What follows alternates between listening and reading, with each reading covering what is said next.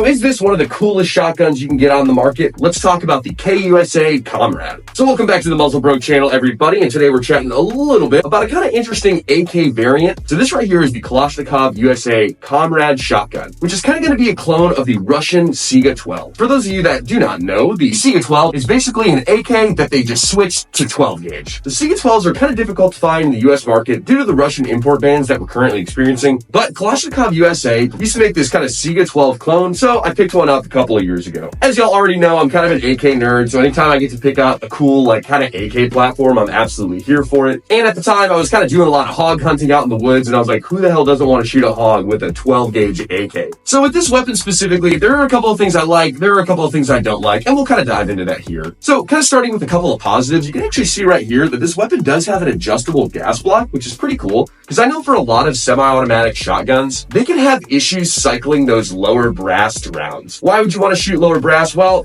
it's cheaper. Lower brass rounds are going to be cheaper. They're going to be lighter recoiling. Usually some of the lower end bird shots are going to be that low brass round, but they're fun to pop off. And having this adjustable gas block on this weapon is really beneficial because you can switch it to low brass and it opens up all that gas to get those low brass rounds cycling reliably, which is kind of cool. This weapon system also has a threaded barrel, which is kind of neat. I was able to put this like door breacher muzzle device on, which I thought was kind of cool, but you could actually even suppress this if you wanted to. I mean, I know JK Armament has their 12 gauge suppressor and there's some other shotgun suppressors on the market. So cool that it comes with a threaded barrel so that we can play with different muzzle devices or suppressors if needed. Although it does not have any sort of Picatinny rail up top, it does come with this classic AK side mount rail. So we can always put a side rail mounted optic on this if we really wanted to. I'm not gonna lie, I did this once and I did not have the best experience with the side mount rail. Obviously 12 gauge is a pretty high powered round. I was shooting some slugs and buckshots. I think I had like an EOTech or something on here and like it shook this rail off and it just kind of fell off. So I kind of had that bad experience about that shaking off, and I actually really don't mind the iron sights on this weapon. I'm kind of an iron sight guy too, and especially with the 12 gauge, these iron sights allow you to get pretty low on the weapon system, which you kind of need because you're expecting that pretty substantial recoil. Things that I'm not super impressed with. The recoil impulse, I guess I can't really say that because out of a short barrel like this, you know, a 12 gauge slug isn't necessarily going to be fun. But definitely the trigger and the safety, I was not super impressed with on this guy.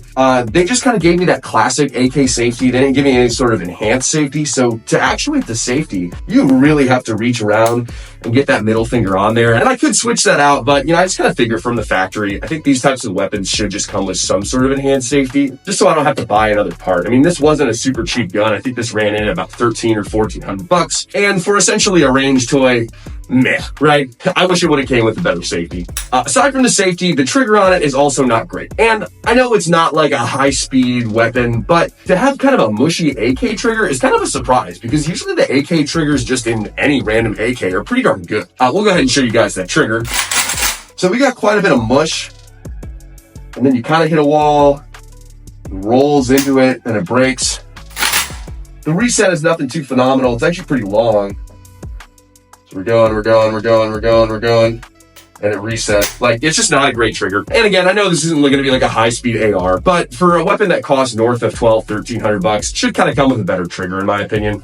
This weapon does come with a buffer, too, so you can put any sort of brace or stock you want, which is kind of cool. But my biggest beef with the stock is that it's not a 1913 Picatinny adapter. It's just kind of like KUSA's own proprietary like buffer tube thing, which is fine. I mean, it works, but I really wish I would have had like a 1913 adapter just so I can kind of start putting crazy different stocks on it, like the shovel handle stock or some of the other JMax stocks I have lying around. This weapon does use regular AK pistol grip, so I kind of have this rubberized one on here that I liked quite a bit. Anything I can do to kind of really get a good grip on this weapon to try and mitigate that 12 gauge recoil is going to be a benefit to us. As far as takedown, I mean, it takes down just like a regular AK, nothing too super crazy. But to be honest, this is a range toy for me. It's a ton of fun to shoot, and more importantly for me, it's kind of like another interesting AK platform that I could add to the collection. It's absolutely a feasible weapon system for any sort of hunting or self-defense situation. And if I spent the money and kitted this out correctly with a flashlight and optic, I think it could definitely be a fairly functioning fighting weapon. So speaking of kitting this out, what would you guys like to see me put on this gun? I mean, I definitely need some flashlight recommendations, probably some optic recommendations too, and to be honest, kind of sick of this buttstock. So let me know down in the comments what I should really slop on this gun, and hey, give me your thoughts on the KUSA Komrad. Alright boys, appreciate you tuning in to the channel. Hit me with subscribe if you can. We appreciate you.